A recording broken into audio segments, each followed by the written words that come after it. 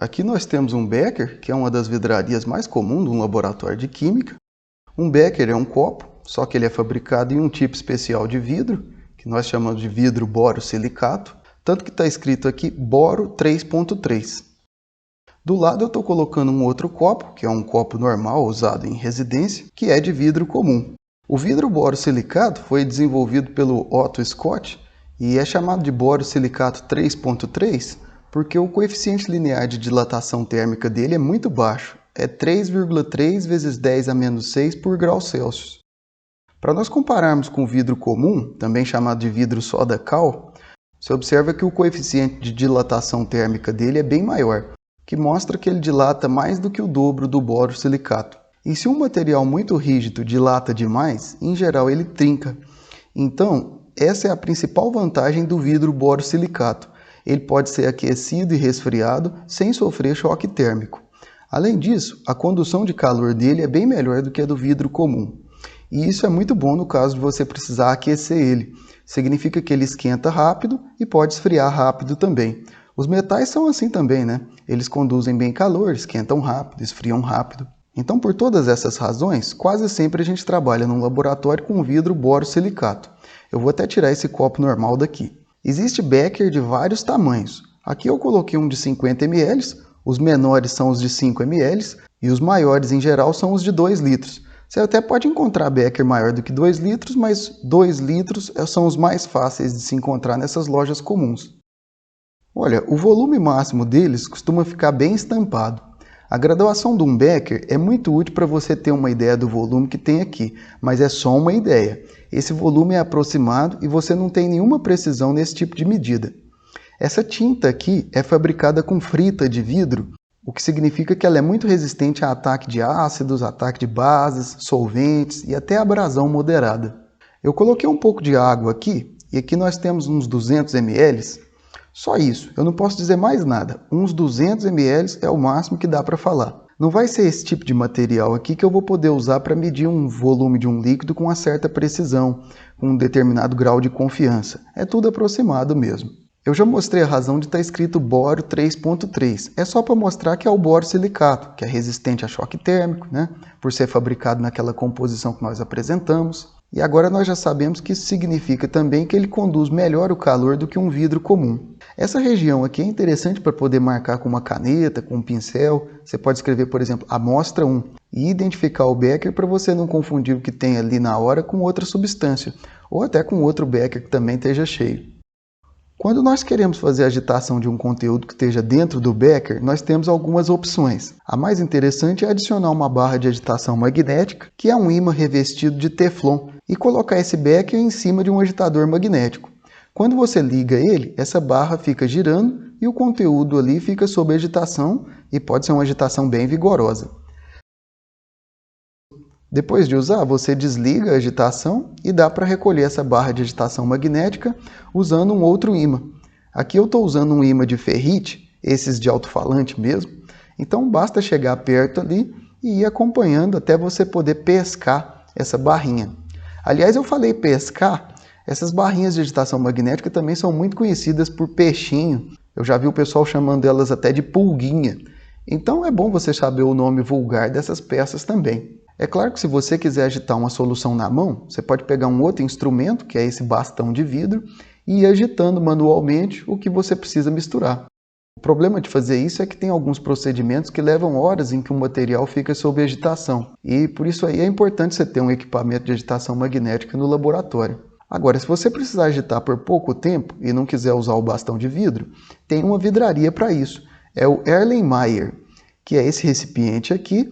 Ele tem um pescoço bem fino, justamente para você ter apoio para poder pegar e fazer movimentos circulares com a mão. E o pescoço fino também ajuda a não perder material por causa de respingos aí caírem para fora desse Erlenmeyer. Uma pessoa que trabalha muito tempo em um laboratório costuma chamar o Erlenmeyer só de Erlen mesmo. Ela pode falar assim, eu vou fazer isso num Erlen de 250. Ou seja, ela vai fazer num Erlenmeyer de 250 ml, é o volume dele. Mas voltando à questão da agitação magnética aqui, eu vou te mostrar com mais detalhes por que essa barrinha de agitação fica girando. Dentro desse equipamento aqui, que chama agitador magnético, tem um ímã acoplado em um motor. Quando a gente gira esse botão, o motor gira o ímã interno do equipamento e a nossa barrinha magnética, que também é um ímã, vai acompanhando esse movimento. Outra coisa interessante desse equipamento é que muitos deles, além de agitarem, têm a função de aquecimento. Quando você liga essa função, ele começa a aquecer uma placa. A temperatura máxima que eles costumam atingir é por volta de 350 graus Celsius. Esse equipamento nosso aqui, ele é um pouco mais potente do que isso e atinge até uns 500 graus. Claro que aqui você tem um controle de temperatura para ajustar para aquela que for mais conveniente no experimento. Acontece muito de você precisar tanto aquecer quanto agitar o conteúdo de um becker. Então é muito conveniente ter um equipamento que tanto agita quanto aquece. Um detalhe interessante sobre essas barrinhas, eu não sei se você notou, mas eu usei uma barrinha que tem um anel central no meio dela. Esse anel ajuda muito essa barrinha a girar com facilidade numa superfície plana. Você pode ver aqui que ela vai encostar só mesmo no anel e fica com pouco atrito e ela vai ficar bem estável girando em um becker, por exemplo, que tem uma superfície plana. Já essa outra barrinha aqui, olha só, ela é toda lisa. Eu vou tentar girar ela aqui, mas ela gira com uma certa dificuldade, porque tem mais atrito. Então é o seguinte, em geral nós usamos a barrinha com um anel em superfícies planas e essas barrinhas lisas em superfícies curvas, por exemplo, em um balão de fundo redondo. Eu vou montar um aparato aqui para segurar um balão de fundo redondo e te mostrar isso. Esse equipamento aqui chama suporte universal, a base dele é bem pesada, nele eu vou acoplar essa garra aqui que vai prender o meu balão. Aqui para prender basta rosquear ela até ficar bem fixa. Esse suporte universal aqui serve como apoio para eu poder prender várias coisas em laboratórios. E em relação à garra, existe um monte de tipos e de formatos. Essa aqui é só um tipo delas. Essa é uma garra que tem uma mufa fixa, né? A mufa é um instrumento onde a gente parafusa essa garra no suporte universal. Eu fixei essa outra vidraria, bem redondinha aqui, que chama balão de fundo redondo. E olha que interessante, eu vou colocar o agitador magnético bem embaixo desse balão. Depois de deixar tudo alinhado, nós colocamos a barra de agitação magnética lisa dentro do balão e quando você liga a agitação, você vai ver que o sistema agita bem e por mais que a gente deixe numa velocidade, talvez até na velocidade máxima de agitação aqui, a barrinha magnética fica bem estável, agitando vigorosamente. Então, a regra prática é essa, né? Se a barrinha tem anel, nós usamos em superfície lisa, e se a barrinha for lisa, a gente usa em superfície curva. Eu vou desligar a agitação e vou pescar essa barrinha com um ímã de HD. Esse ímã também é muito fácil de encontrar em sucata e é muito bom para fazer isso. Esses ímãs são de neodímio, né? E eles são bem potentes para isso. Existe sim um equipamento, um pescador de barrinha de agitação magnética para comprar em lojas especializadas de produto para laboratório.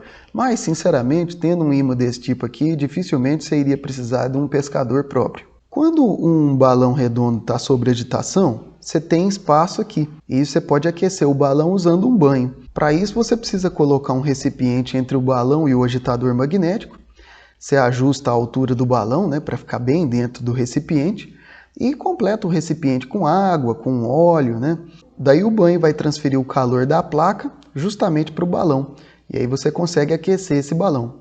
Dá para ir medindo a temperatura do banho para ter uma noção por alto da temperatura que vai estar eventualmente lá dentro do balão. Quando você faz um banho para aquecimento, é importante pensar em qual líquido que você vai colocar lá. Se for um banho de água, ou vulgo banho-maria, em teoria a temperatura máxima que a água atinge é por volta de 100 graus Celsius. Mas eu vou te adiantar que você só usa um banho-maria se precisar aquecer até uns 70 graus Celsius. Acima disso, a pressão de vapor da água é tão grande que ela começa a evaporar demais. Fora o fato de você ter que repor água toda hora, isso é um tédio. Então, nessa situação, você vai precisar fazer um banho de óleo. Essa tabela que nós apresentamos aqui mostra algumas opções interessantes. De um modo geral, a escolha de cada substância tem as suas vantagens e desvantagens. Uma informação bem importante aqui é o ponto de fulgor. Se for explicado de uma forma bem simples, o ponto de fulgor é a temperatura que a substância pode pegar fogo se estiver em contato direto com uma chama ou com uma fonte de calor qualquer. Nesse caso, o maior problema é porque o vapor formado já cria uma atmosfera propícia para isso. O álcool etílico 70%, por exemplo, ele tem um ponto de fulgor entre 16 a 17 graus. Como nós falamos sobre o balão de fundo redondo, aqui vai uma informação muito importante. Existe o balão de fundo redondo e existe o balão redondo de fundo chato. Por mais que o balão de fundo chato seja prático para você usar, porque é fácil deixar ele em cima de uma superfície, é muito importante te dizer que a espessura do vidro de um balão de fundo redondo é muito maior do que a de um balão de fundo chato. Um balão de fundo redondo, ele é quase 4 vezes mais espesso do que o outro.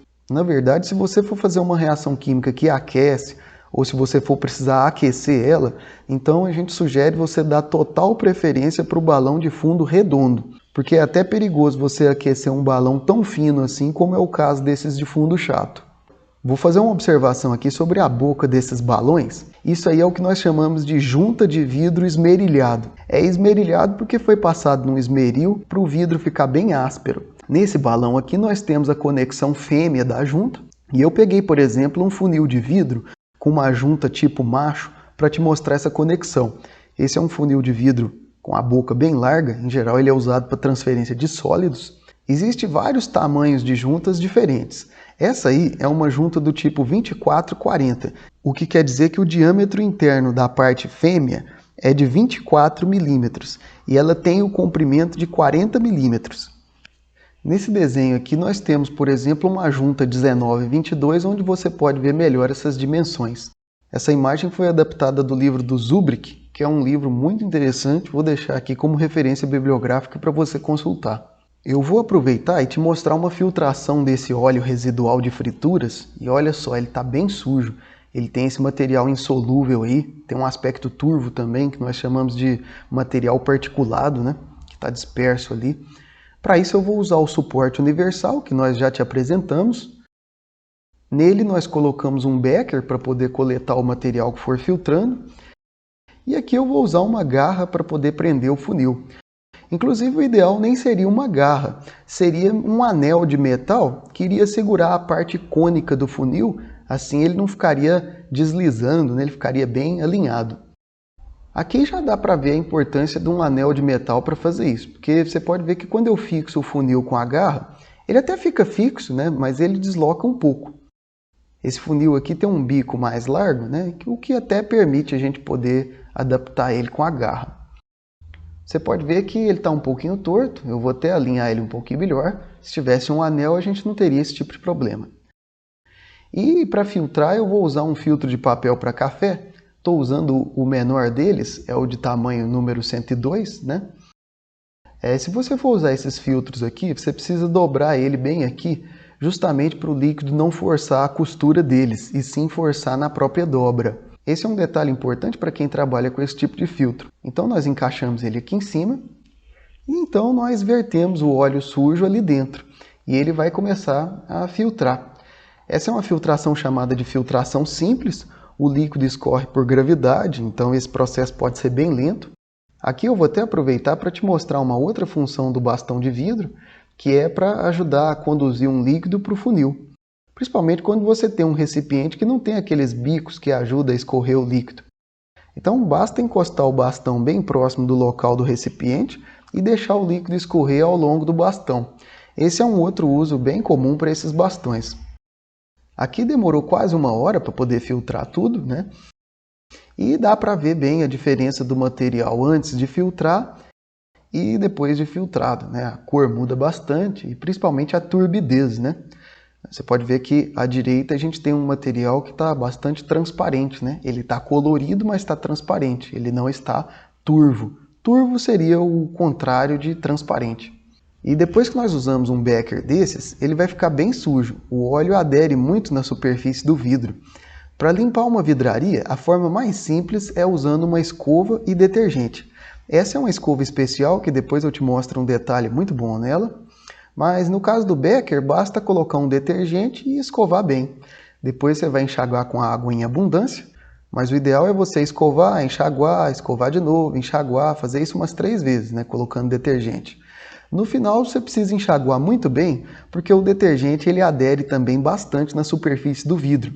E eu vou te mostrar isso agora. Ó. Quando nós colocamos água em um vidro que não foi perfeitamente enxaguado, dá para ver as bolhas do resíduo de detergente que ainda manteve aderido na superfície do vidro.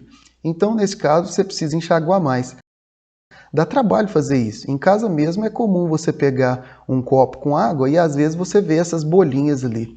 Isso mostra que faltou enxágue. Aqui dá para ver que depois de bem enxaguado não aparece mais bolhas e o enxágue está bom. Então nós finalizamos a limpeza enxaguando 3 vezes com água destilada. Isso é importante para eliminar o resíduo dos sais que tem na água de torneira. E aqui nós estamos usando um outro material de laboratório que se chama piceta. E é esse recipiente que tem esse bico curvo que ajuda muito nós darmos um esguicho de líquido nas vidrarias. Em geral, uma piceta se coloca com água destilada ou às vezes também acetona ou etanol. Depois desse enxágue, é deixado esse material para secar e aí ele vai estar perfeitamente adequado para um outro uso. Agora, em relação a essa escova, esse detalhe aqui é muito interessante. Se você fosse limpar um balão redondo, você pode ver que ia ser difícil para fazer a limpeza da lateral interna dele. É por isso que essas escovas são flexíveis e você pode dar a forma mais adequada para elas dependendo do formato da vidraria que você precisa limpar. Aqui, por exemplo, essa dobra aqui ajuda bastante a atingir essa lateral do balão. Aqui eu vou forçando e vou tentando tirar o material à medida que eu for colocando detergente e água, é claro. Aqui eu quero te mostrar só a questão do formato. Esse vídeo ele é parte de uma série de vídeos que nós vamos fazer aqui para o canal e em breve nós vamos estar publicando as continuações. Um grande abraço a todos e muito obrigado por assistir esse material.